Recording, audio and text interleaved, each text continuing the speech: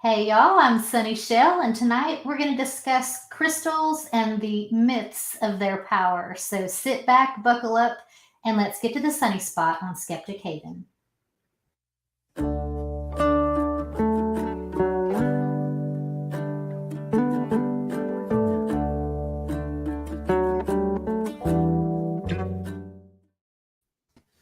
Hey everybody! I'm really excited for this show because I know virtually nothing about the topic. So I'm going to learn right along with everyone. I have two great guests tonight. The first one is Kelly. So, Kelly, if you'll just introduce yourself and let people know who you are. Hi, I'm Kelly Laughlin. I am a published geologist. I own a rock shop. I've been in the rock and gem business for a little over 40 years now. And I've been actively campaigning against crystal woo for a couple of decades. So, Awesome. Thank you so much for coming on the show. well, thanks for having me. And next up is Secular Rarity, or SR, we'll call you for short. And tell us a little bit about yourself. I am just somebody that likes to hang out on a bunch of different places and chat about God and religion and woo-woo and all that shit. But as a hobby, what I've done in my personal life for many years now has been worked with a local nonprofit that deals with rocks and gems. And then kind of help out with their yearly, conference and show that they do. So definitely I hang around with rocks. I also have rocks in my head like Kelly. It's it's a problem, but we get by, so It's an addiction. it is. It really is. All right, so we're going to get started with the very first question of the evening. What are some of the most common myths concerning the power of crystals? That they have some kind of energy, I think, is probably the most common myth. That there's some kind of mystical energy that we can't measure that somehow affects the human body. That's probably the base myth, and everything else kind of flows off of that idea. Yeah, it's a lot of claims regarding the biological health of your body in a lot of different ways. There are, people that claim stand on some nice polished emeralds, and then next thing you know, your back pain will go away, or make sure to keep rose quartz near your temple, and then your headaches will go away, or your diabetes or whatever. But yeah, it's always kind of a variation on a theme, and that generally is that theme. So.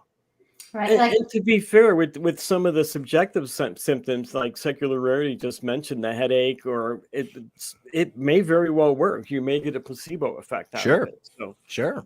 Yeah. right. So I've seen, as I kind of tried to look up some things, I keep seeing things like vibrational energy and and things like that. So what in the world are they talking about? What is vibrational energy, and how are crystals supposedly working with that? That's a really good question. And because I own a shop, I obviously get people who believe in this stuff come in here all the time. And I have quite a few conversations with them. And I got to try to make sure I don't get them mad at me, because I still want them to spend money while they're at the store. So I have to be really careful. But I always ask, that's one of the questions I ask them. And honestly, I've never gotten an answer. And when I explain what, energy is, the capacity to do work, if it can do work, then we can measure the amount of work it's done. So how come we can't measure the amount? Even if we can't measure the energy, we should be able to measure the amount of work it's doing. And we can't do that. So if we can't do that, is it really energy? Right. So, and I've gotten a lot of them to question at least the vocabulary that they're using, because it doesn't seem to fit what it is that they're talking about. So when you ask that question, honestly, I don't have an answer for you, because it's one I've asked over and over and over again, and I don't get a satisfactory answer. Yeah, and I totally agree with that. I also think that as with a lot of woo-woo claims like this, kind of where we saw it really taking hold was that time in which we started, getting more and more understandings about the atoms, right? And when we got to a place where we were able to say, like, oh yeah, actually, like, stuff is vibrating all the time, right? And did you know if there's just a slight bit more of this particular element, it'll change the rock completely a different color, or the structure will be totally different? That must mean atoms are important. That must mean there's a vibration to your rock. I really think that was kind of about it.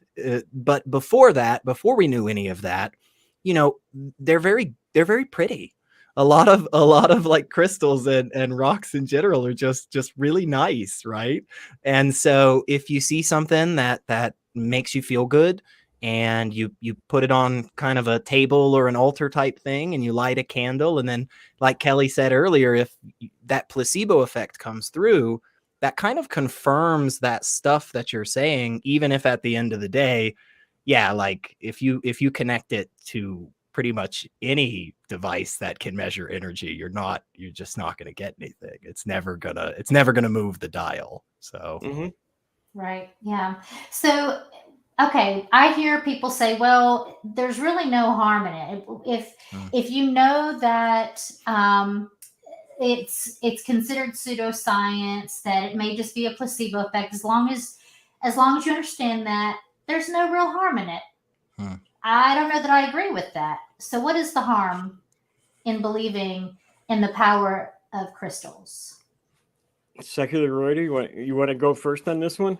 Yeah, sure. Sorry. No, you're good. Because there's a lot of potential harm for sure, and I think one of the biggest ones that comes to my mind, and a couple of other people I know I've talked with this about, is when people are stepping past the point of saying, hey, this is something that I kind of know I just do to calm myself down. Like if you take, again, two nice and, smooth polished stones, and you put them in your hand and you rotate them counterclockwise, and that helps you relax a little and maybe takes a little tension off your shoulders, and you recognize that it's kind of just this like meditative ritual thing, and it's not really anything more than that. You could do it with dice or anything. Well, then if that's where it ends, then that's perfectly fine, in my opinion. We all kind of do stuff like that, just walk in a circle or read a book or whatever. But the point at which you're going past that to say that, this will help with your liver cancer, right? Or instead of me getting an MRI, I'll just go to this shaman who's gonna take some sapphire and rub it over my body, and then he'll tell me, oh, you've got a blockage in your 14th whatever chakra, blah blah. So I think that's one of the first ones that always comes to my mind. And again, there are a bunch of different potential places that this can be harmful for people. So yeah, anytime you're giving up real medical treatment for something that's not going to work, that's going to be a problem. Another thing too is the amount of money that's spent on it for somebody's health. I mean, if you really want to get healthy and instead of buying $100 worth of crystals, buy $100 worth of fresh vegetables instead, because it's going to really do a lot more for you, Sure. And that's a big harm right there in and of itself, is getting people to spend money on something that's not going to work anyway, that they could be using for something else that would work. So. And you were right before we came on. You and I had just barely touched, and you were kind of going into it further. But the actual strain that it puts on the market of buying and selling rocks, I know for a lot of people, they'd be very surprised at the amount of money in trading of rocks that goes on, and they'd be very surprised the amount of just literal weight, just tonnage. A friend of mine that I've actually worked at his booth a few years in a row, these last couple of years, he literally had connections with people who had a mine like in Brazil, and he like went down there, and they would pull up 20 tons worth of dirt and stuff, and they'd pour it on the ground, and he'd sift through whatever he'd say, oh, give me that whole section right there, 12 foot by 12 foot square, put it all in a barrel, we're shipping it back to the US. And so there actually are a lot of people that have jobs in this vein.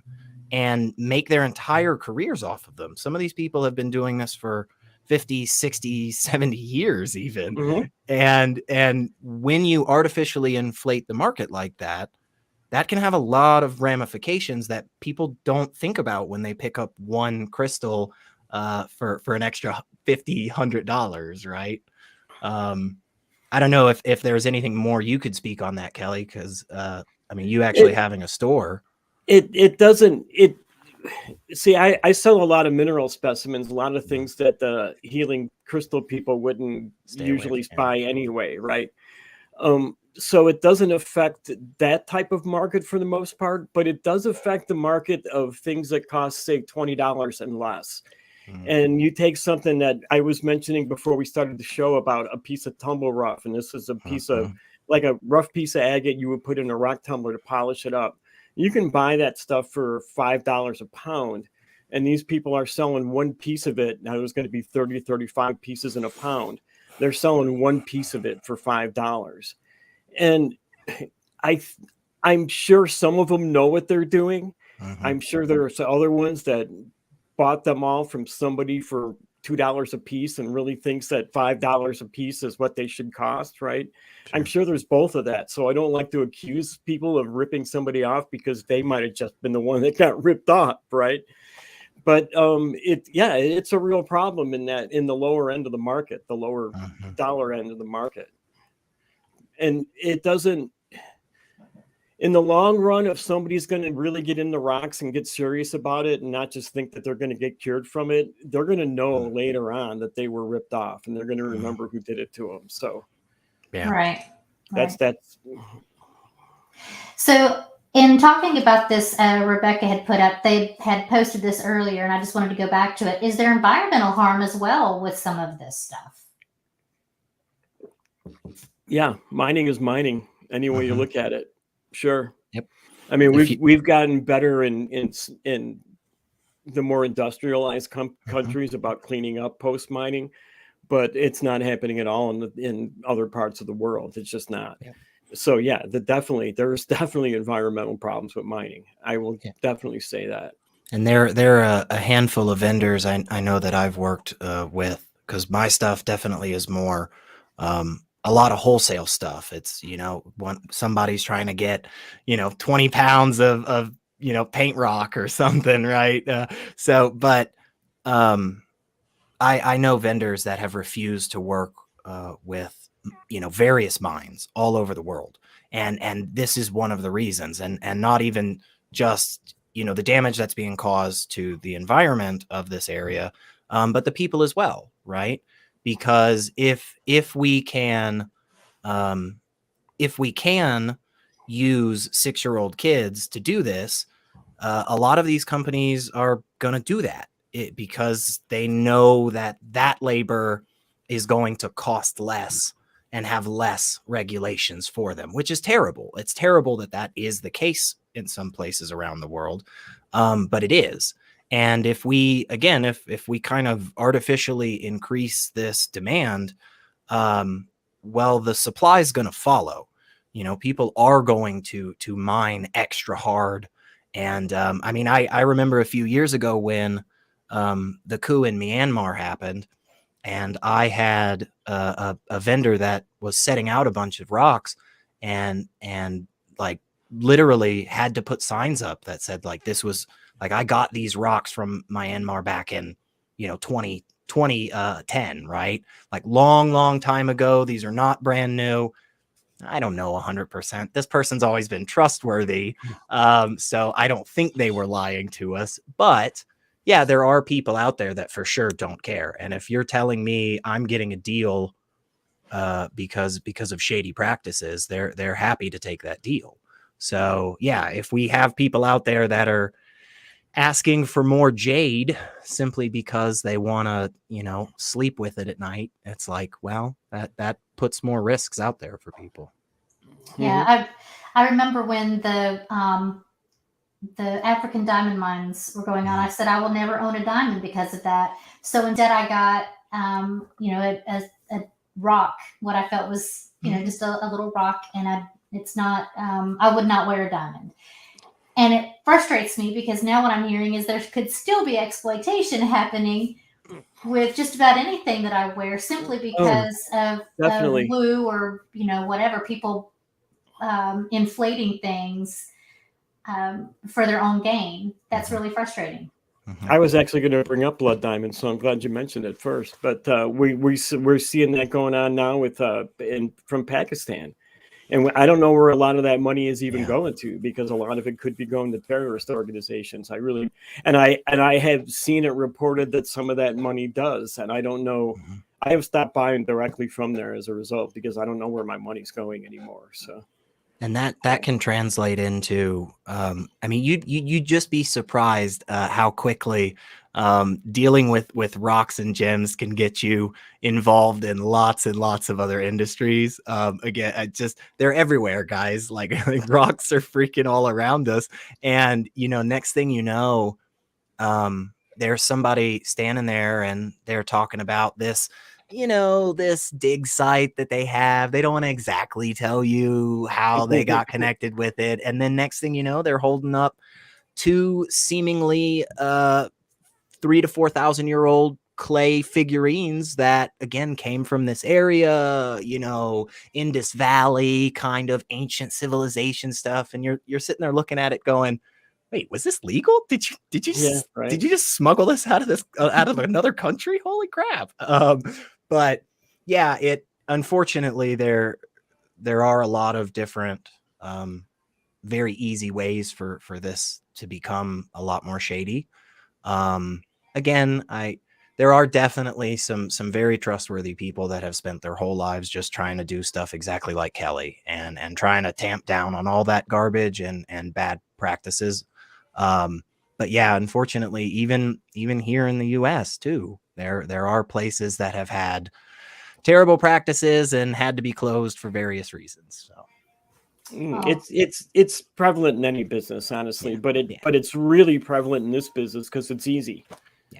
It really is. And you'll get a lot of people who one of the things I like to say all the time is, just because you can change the oil and fix a flat doesn't mean you should start an auto repair business, right?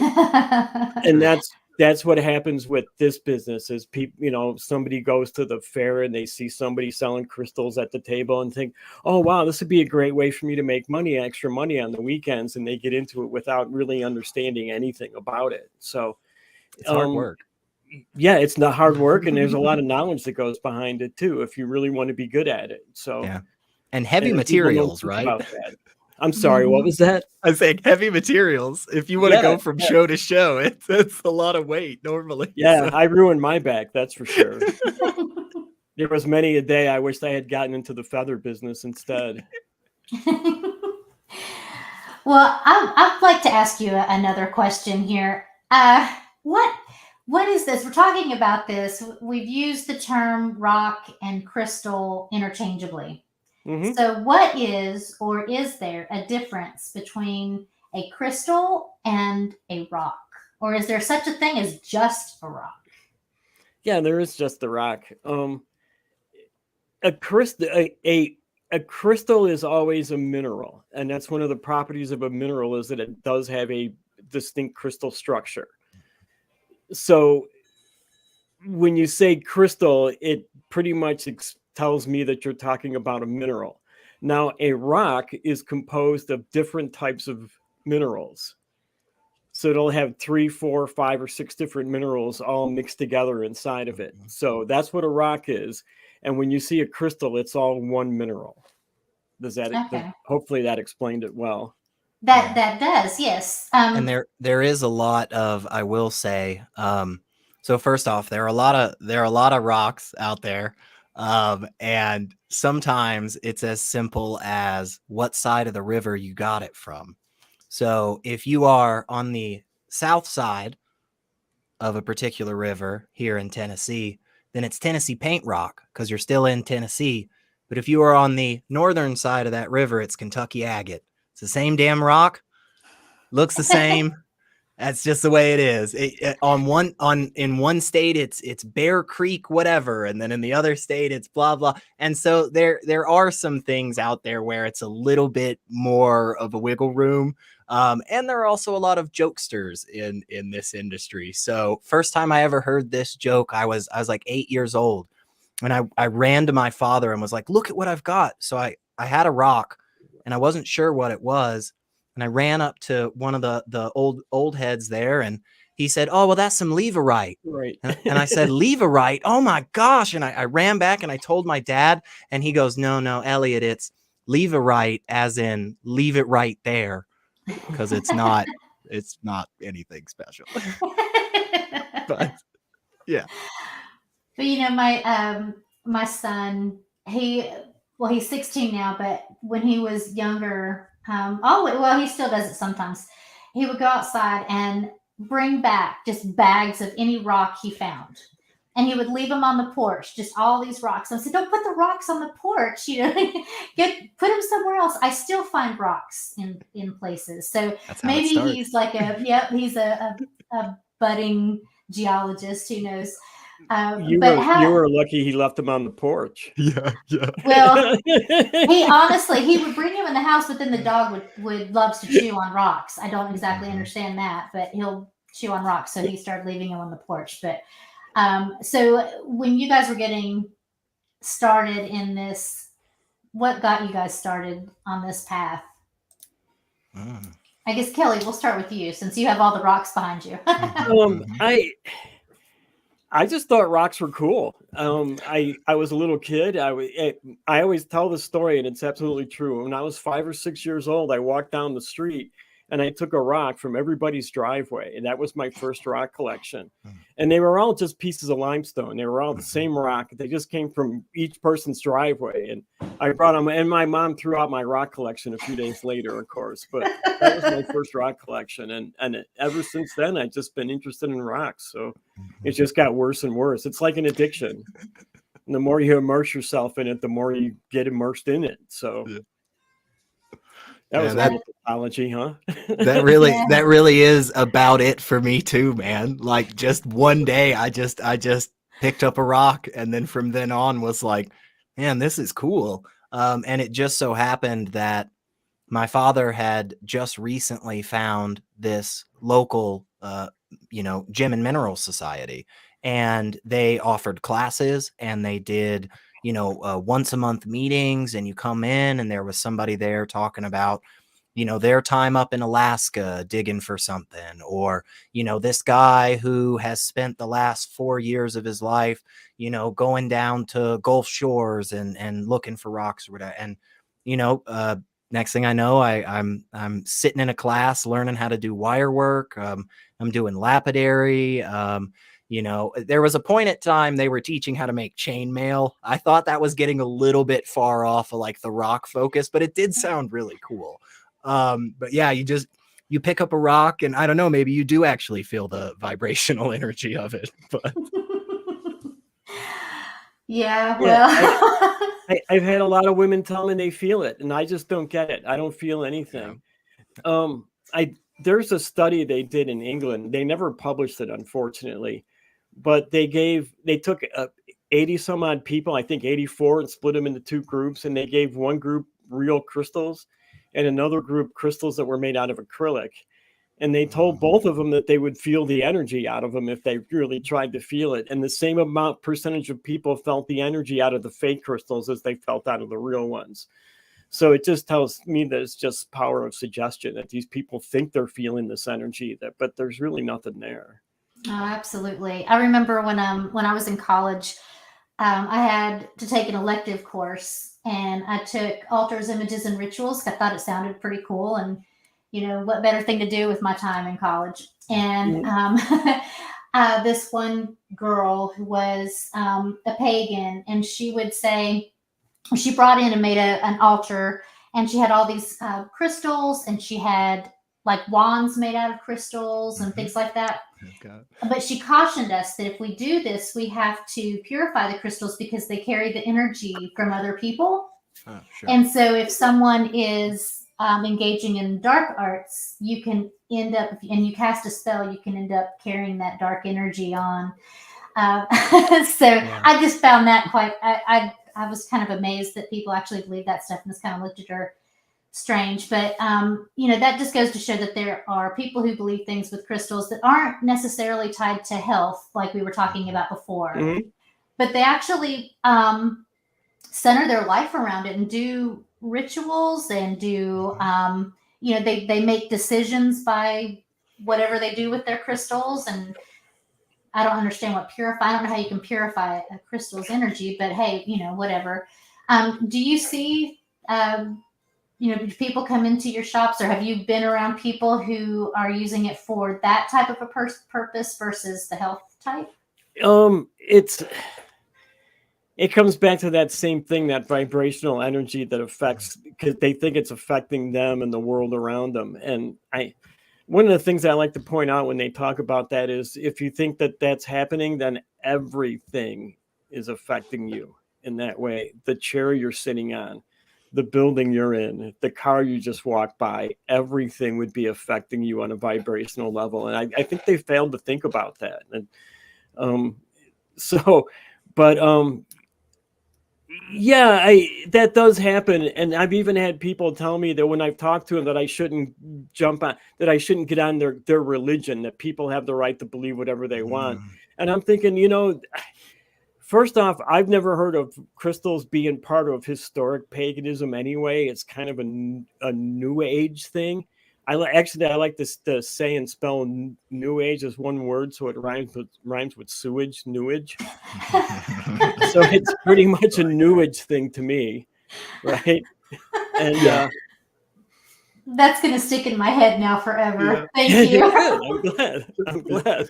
And truly, if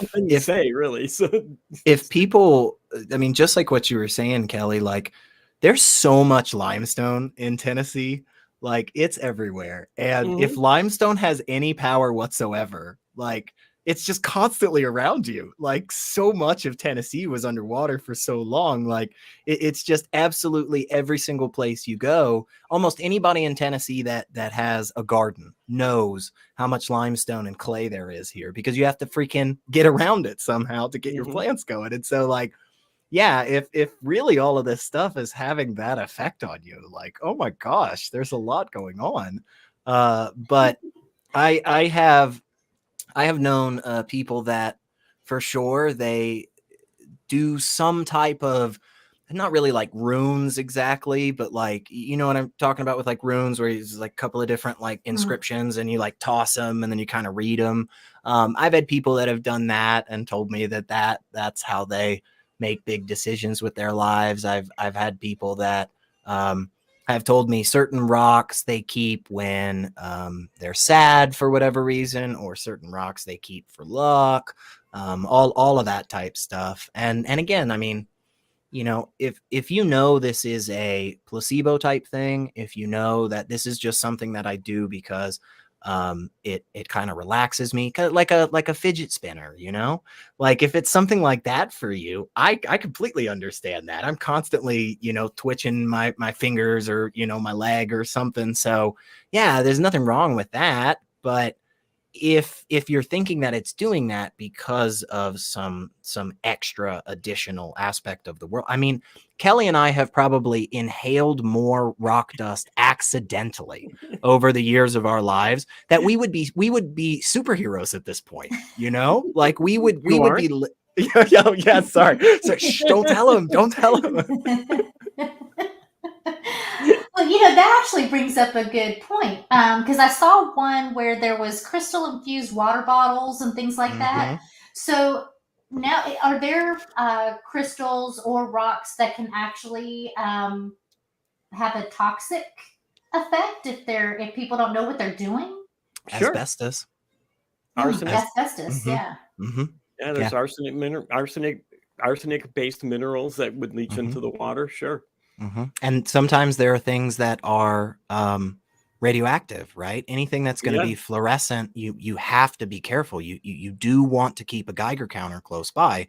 Now, that being said, I'm not expecting really anybody to have a Geiger counter, but like I know, I have what I know. I've got one. Yeah, I do too, because there's been a couple of times where we've purchased various things related to jewelry and rocks. I mean, one in particular was some really old lead that had been used in some stained glass, so we were very careful with that. But anytime you have a rock that under a black light basically is going to shine all these extra beautiful colors that you don't see under normal light, what is entailed with that is radioactivity. And if you not drop always, but very often, true, right, not every time. But if you put that in water and you let that sit in your water for, let's say, a day, a week, whatever, there is a chance there that you are going to be harmed by that. I had friends that used to, let's say, use a particular herb product in the past, and they would in their apparatus would always have multiple crystals that the smoke would travel through. I never understood. They told me it was worthwhile. I never understood. But yeah, there definitely is some stuff that can be harmful. So wow. Okay. There are even water soluble radioactive minerals. So that's a good point. And at the end of the day, you're just drinking dirt is what's going to happen. I mean, you're just drinking dirt for no reason, so. Yeah, that doesn't sound good at all to me. I don't think medically speaking, dirt is good for you. I don't know, but I don't think so. Well, we've all eaten a little dirt. I think that's true. We just don't want to eat radioactive dirt. So what about, there's some questions in the audience, and a couple of them have to do with Himalayan salt. So is Himalayan, that's like really, really popular. Someone got me a Himalayan salt lamp. It's sitting in my office. It's not on. It's just sitting there because it looks pretty. And right down the road from my office, there's a salt cave. It's just a building, but they put Himalayan salt lamps everywhere, and they charge quite a bit for people to go in and sit in there for an hour. So I'm curious, is there actually any benefit at all to Himalayan salt lamps? There is to the people who are selling it and to the people who own the salt caves. So they're lining their pockets with them. Yeah, but other than that, it looks cool to people. They enjoy it. It makes them a little bit less stressed just because that's the way stuff like that works. But yeah, I don't think anything. I don't think there's any benefit. Yeah. There's I actually looked into this because I heard claims of them changing the ions in the atmosphere, and they actually, what an ion is the ability. It's a atom that is able to bond with another atom, right? So it actually does increase the amount of negative ions in the atmosphere slightly, and only like right around it, so maybe like an inch off the surface of the salt, right? So it is doing that, but there's no proof that does anything anyway. Yeah. Even if there was more negative ions in the atmosphere, there's no proof that has any beneficial result either. So do you want negative ions? Pardon? Do you want negative ions or do you want positive ions? I never figured that out. That's a good question. And back in the early days, back in the 80s, you didn't want negative ions, but apparently today you do want the negative ones, not the positive ones. So yeah, there's a lot of there's just a lot of confusion even within the world of this. Well, that was one of the things that got me out of it, because I was totally immersed in it. But back in the 80s, you could buy 3 different books that would give you the powers of all the rocks. And all 3 books had different powers for the rock. Yeah. They didn't have anything like standardized yet. So I've heard people argue about what lapis does. They say, "Oh no, lapis is actually good for this," and the other person goes, "No, you're thinking of sapphires. No, that lapis is only good for this." And it's like, oh, okay, well, I know what Tylenol does. So Yeah, and they know all about rocks too. Those people. Yeah. That's Well, that's really sad that that's the case, because you see that's probably the most prevalent that I see right now is the Himalayan, and that's what I'd heard is it was the negative ions. Mhm. But I see that everywhere. I see it in air purifiers that are either ionized or do something with the ions. Right. Even hair dryers have it. Mm-hmm. So I just interesting. Very There is interesting. some advantages to some. I know it does have some advantages. So, but it's not good. It's not doesn't have any health benefits. I guess is the point I'm trying to make. Yep. Yeah. Well, the next question that had to do with Himalayan salt is from Rebecca. I've read that some Himalayan pink salt can be contaminated with heavy metals. I'm not sure about that, to be honest with you. I wouldn't know. I really wouldn't know. I believe it's safe to eat. Otherwise, they wouldn't have passed the. It wouldn't have passed FDA. the government test for it. So, and they do sell it for eating. So, whoa.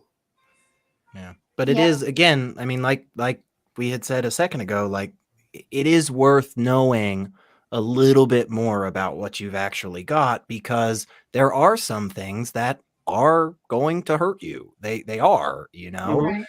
And some of them are very innocuous. They just don't look like any. Look, I promise you, a big chunk of asbestos is not going to set off alarm bells in your brain just by looking at it, you Right. know.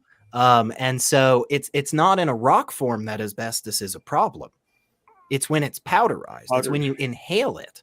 But the issue is, if you don't freaking know and you're moving this rock around, well, it's gonna have some dust that comes off of it. So, you know, even if, hey, okay, no, the Himalayan salt isn't a problem, let's say, there are a bunch of different ways that people can alter the color of these rocks. And I've seen people use all kinds of different weird ways of dyeing rocks. And some of those are safer and some of those are not. Mm-hmm. And it's just a matter of making sure that you do the due diligence to know, hey, is this being colored with something that is actually going to be harmful if I handle it regularly? Again, I'm not expecting everybody to have a Geiger counter, but it probably would help sometimes. But that's a fair point. And that's a good point for, like, again, the metaphysical market. One of the things that has been bad about it is that there is a lot of dyed material, and the people who are selling it often don't even know that it's dyed. You know, Right. I have actually told people, do you realize those agate slices you're selling are dyed? No, they're not. Yes, they are. Well, if they were dyed, the person I bought them from would have told me. No, he's assuming that if you're buying them wholesale, you know that. You know, that's just basic information. So, yeah, I mean, it's and that, again, that's like it's hard for me to call somebody out as being purposefully fraudulent, because a lot of times it's people who really honestly don't know. They really honestly don't. And especially if they really believe it. Yeah, and if you buy a very large collection. So that's one thing too that happens sometimes, especially when people are trying to get into it. One of the ways that they'll end up getting into it is because there's an individual that they have come across in one way, shape, or form. That individual's a little bit older. They don't have anybody in their family or close to them that really wants to take over 15 tons of rock. It's a lot, and I understand that. And then somebody else comes along and says, "Oh my gosh, like I'd love to do this." And a lot of the people that have been doing this for years have things really well laid out. They have a tub specifically for this, and on another shelf they have a bucket just of this, right? Like, and that's awesome. But a lot of us that collect rocks have a big pile that just all kind of sits together. And if you aren't more familiar with them, you're just not going to know what it is unless you want to go do the research. And if you don't want to, because you'd rather, make a quick buck, again, you could end up selling people some things that they just have no idea the risk that they're taking. So, yeah, right. I mean, as you were talking, I'm thinking I have no idea if I was to come across asbestos, I wouldn't have a clue. I don't know what it looks like. I have not a clue. Okay. Yeah. And I Most hadn't people even don't. thought about that. Yeah. Mhm. Yeah. I know.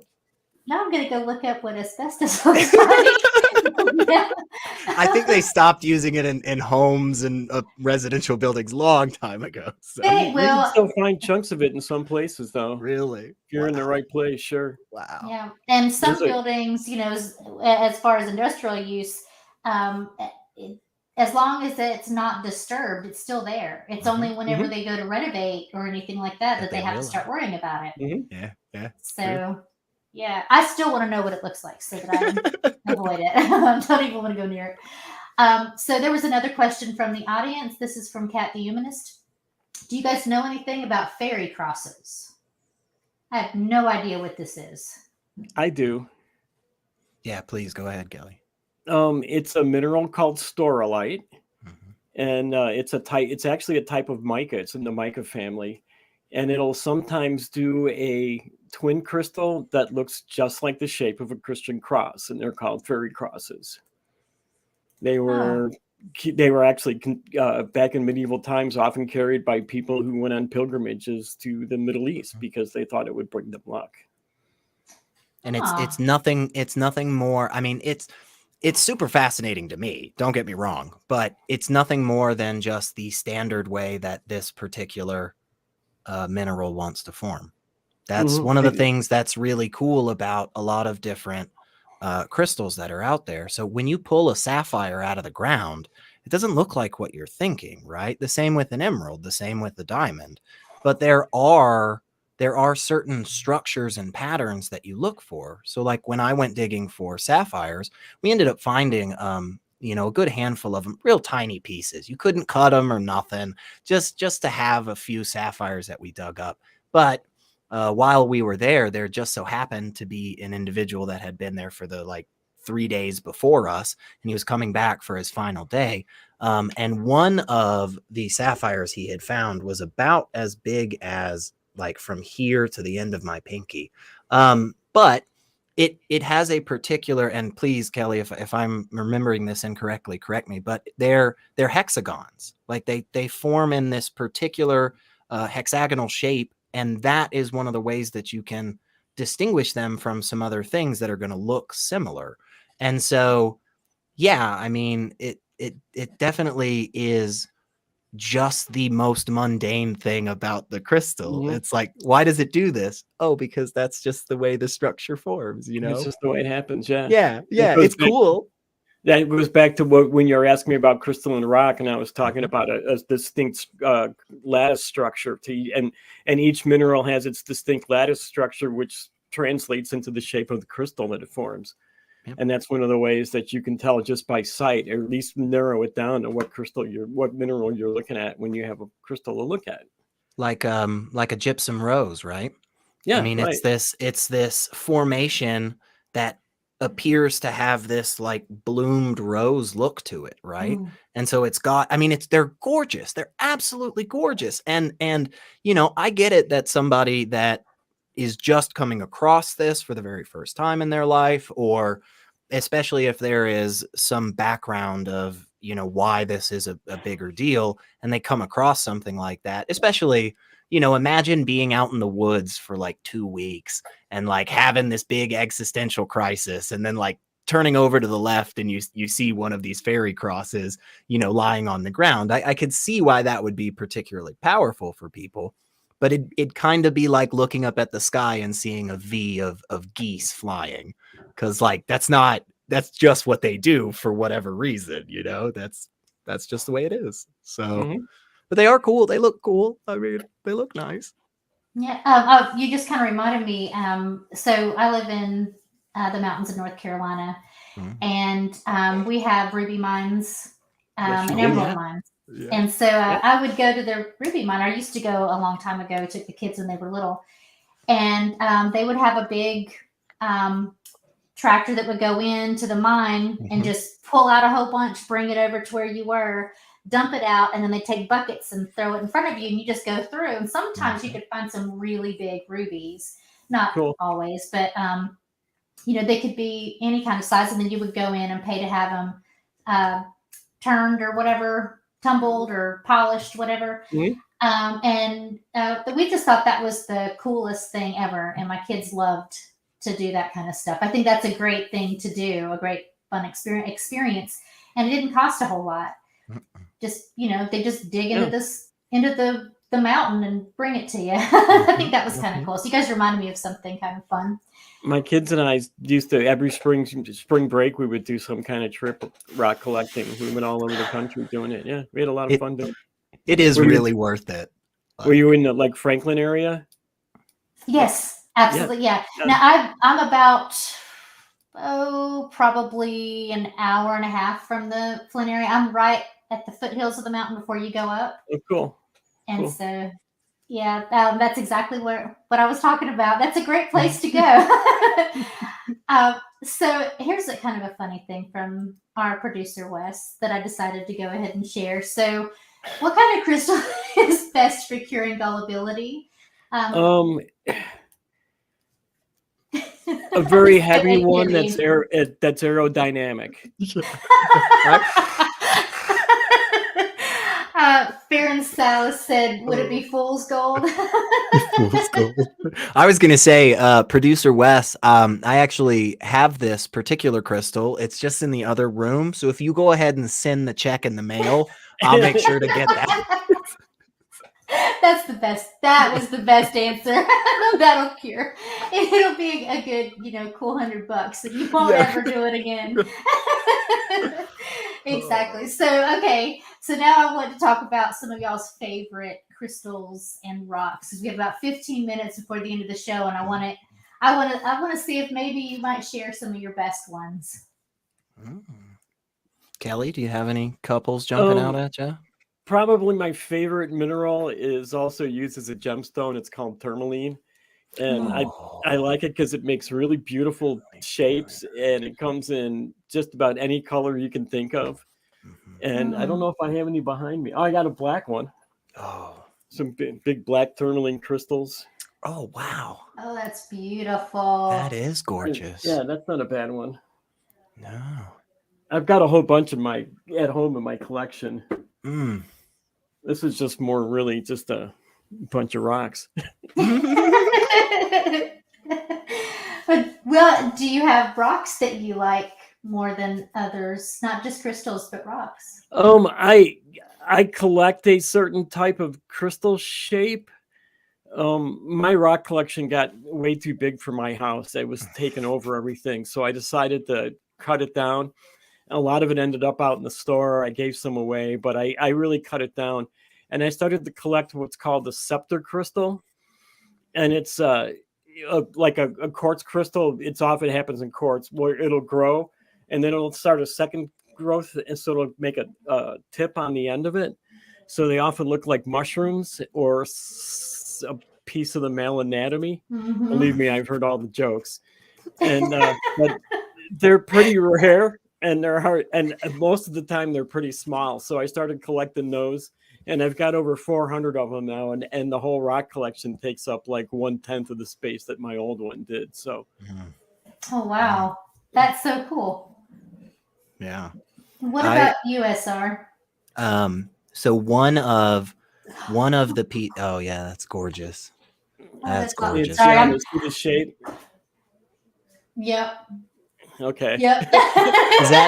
is that calcite? No, that's quartz. Oh, that's quartz. Oh, okay. Yeah, that's quartz. It's cool. Yeah. I know, right? That's why I collect these, because they're so cool and they're weird and different, and you hardly ever see them. So yeah. And there's some really cool stuff with rocks. I mean, in a lot of different ways. The first time I ever found a rock that had some like water encased inside of it was just amazing. Yeah, that's cool too. Yeah, right. There's all kinds of little things like that. One of my most favorite pieces is something called coprolite. The reason I like this is because it generally has an intense array of colors, going from some browns and some nice bright greens all the way to some reds and yellows, just kind of depending. Because again, remember what color these are going to be at the end of it is very much related to what was present when the rock was forming, right? I think what is it is like aquamarine can come in like a handful of different color, and like for citrine, and like there's a whole bunch of different things that you're thinking of a color, and it's like, oh yeah, that's just one of like 12. But one of the reasons I love coprolite a lot is because it is actually dinosaur poop. So that I was not expecting you to say that. yeah, it's just hilarious to hand somebody 5 pounds worth of dinosaur crap. That's always really and have it be enjoyable. beautiful too. That's the best part. Yes. I love it. And there's so many beautiful beautiful colors and patterns that you can find out there. When it comes to things like your agates and jaspers, which are going to be more in the vein of just like your rock type, what you're thinking more than anything. But one of them, oh my gosh, I just had the name and I'm blanking on it. It's nice and pink. It's a nice pink agate. I don't know if you know what I'm talking about. It starts with a C, Kelly. It just escaped me. It's not chrysoprase. Carnelian? No, not carnelian either. Oh my gosh, why did I just lose this? Hang on. Not crazy lace agate? No, crazy lace is nice too. Oh my gosh. I will remember. I have a huge fucking chunk of it, and it's gorgeous, and it's like it's a lot. It's very expensive rock. Hang on. I will find this. It's gonna drive you crazy. It will.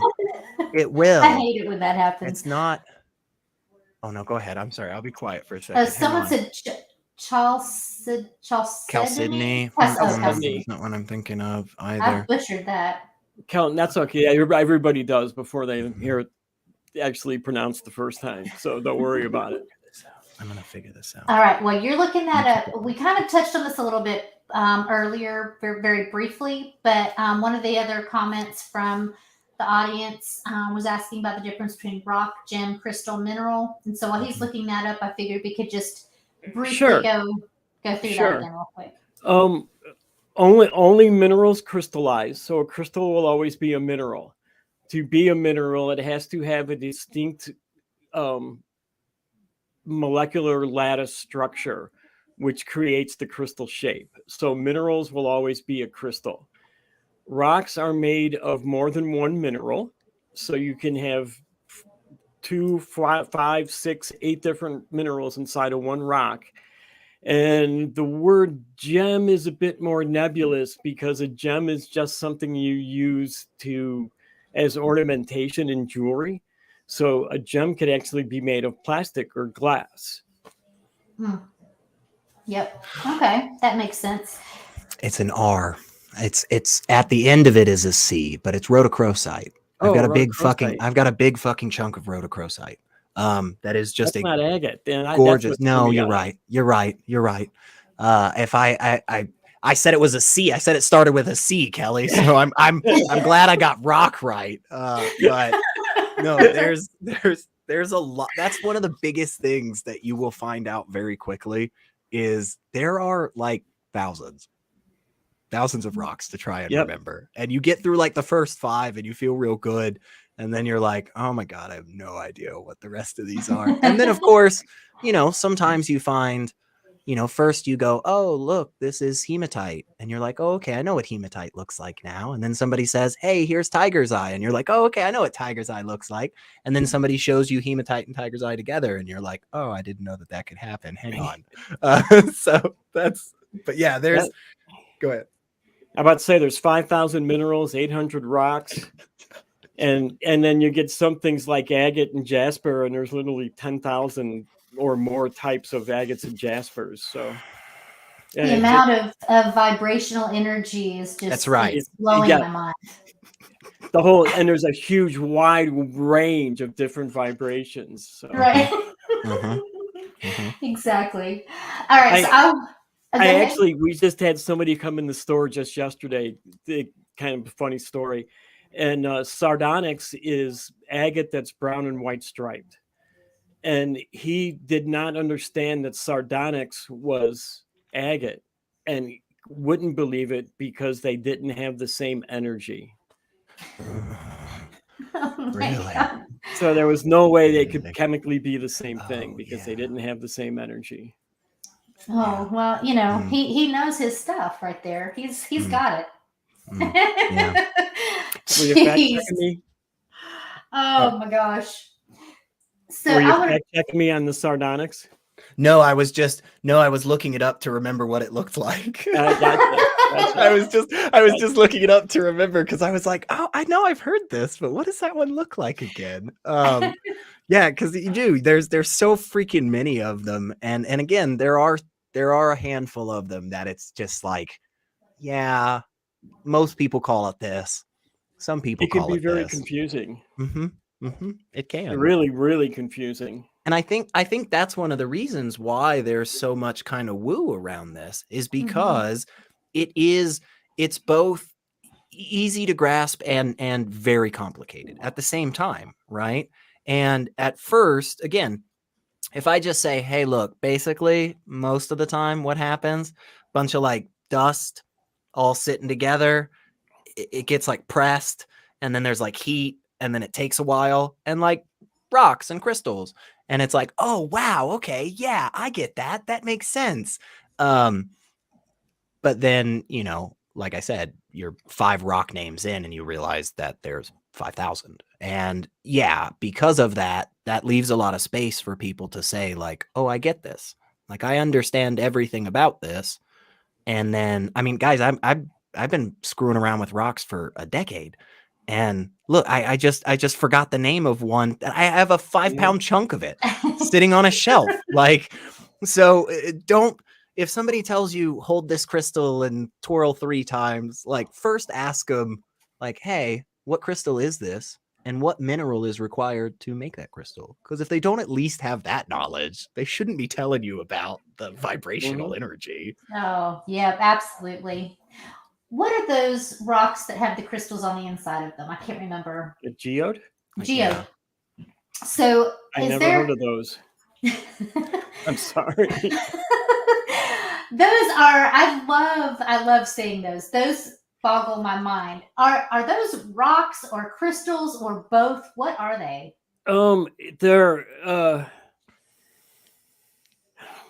it's a distinct geological formation, and there's 2 things. There's thunder eggs and geodes. One grows in a sediment or forms. I hate to use the word grow when I'm talking geology. One forms in a sedimentary environment, a geode, and a thunder egg forms in an igneous environment. But you can have a solid geode and you can have a hollow thunder egg. And hollow thunder eggs are often sold as geodes, and solid geodes are usually just thrown away. And that's one of the things that's, again, is funny about it is because there is that back and forth on them. And yes, normally when people are thinking of a thunder egg, they're going to think of a solid piece. Now, a lot of times in the middle of that piece that you see when you crack it open, there's going to be, maybe some more quartz or something coming through it. So it's a little bit more clear, right? Maybe. But again, I've literally dug up geodes and thunder eggs that are vice versa of each other. And cracked them open and been like, oh my gosh, is this geode going to be nice and hollow all the way through? No, it's freaking solid. Screw it. But yeah, it's because of that variability that just occurs naturally. Again, there's nothing. It is really cool. I love it, you guys. I don't want to make it sound like it's not cool, but it is just what happens. It is just the regular everyday. How does this stuff form? It's just like the way a tree grows, really. Exactly. Yeah. Okay. Well, how do you know when you found it, if you haven't cracked it open, how do you know that that's what it is from the outside? That's a common question I get, actually. Because I'm going to a place where I know I'm going to find those. That's what I was going to say. That's probably the best way to answer that. And they do have a distinct look to them when you find them. It's not going to look like all the other rocks that are laying there. Right. So, and it's something that you learn to develop an eye for it. It doesn't take long, 2 or 3 minutes, believe me. And it's just, yeah, it's just part of learning how to. It's just part of learning the hobby. Really, it's part of the fun of it is learning how to tell. Well, I think that crystals and gems and even rocks capture our imagination. I just think that, like one of you had said earlier, it might have been USR, said that just because of the uniqueness of them and the beauty of them, people just attribute so much to them. And we're just about out of time. I'd like to give you guys a final thought about crystals or woo or anything else. SR, we'll start with you.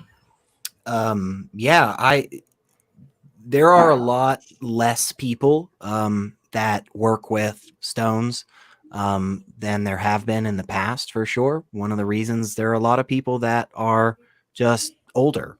I know that the average age of the club that I'm a part of, and I'm not kidding, the average age of the club that I'm a part of is about 60 or 61. And most of those cats have been doing it since they were younger than me. So if you are out there and you know, some of this has been interesting, like, please go find a local rock club and go get involved, you know. There's a lot of really cool stuff, and you don't have to spend the next 30 years doing stuff, but you could go out and have, you know, a weekend digging rocks with friends or family, and it is incredible, and you will actually get more benefits from doing that than you will ever holding your crystals and charging them in the moonlight. So I love that. That was a great final comment. You, That Kelly? was a great final comment. I have to follow that. Damn. I know.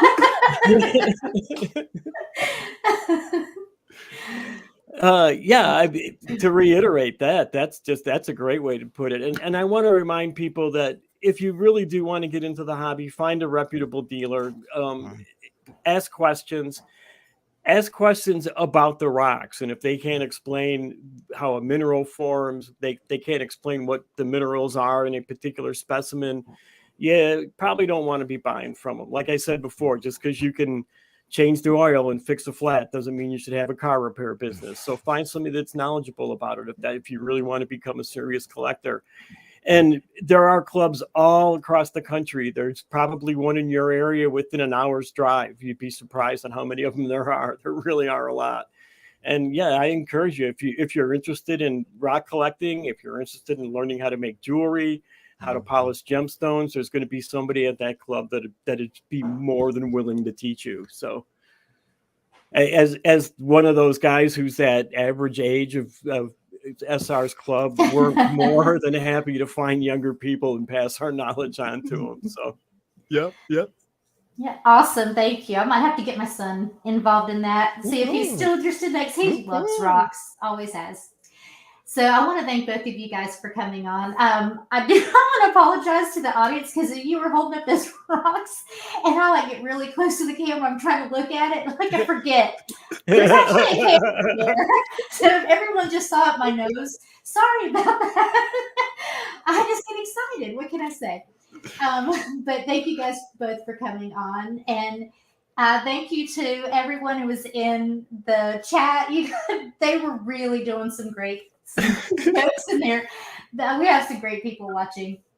If you like this and you want to see more of this, remember to like, subscribe, share, hit the bell, all that good stuff. It helps us a lot. Consider joining our Patreon. You can get special perks, like if you want to come on and ask our guests like SR and Kelly a question, we'll give you the link. You can come on and talk to them just like we're doing right now. So think about becoming a Patreon. I want to thank our current patrons, Kathy Cotton, Cindy Plaza, Bryce Aroni, Deborah, Grace, Aaron Coalson, Phil Calderone, and me, myself.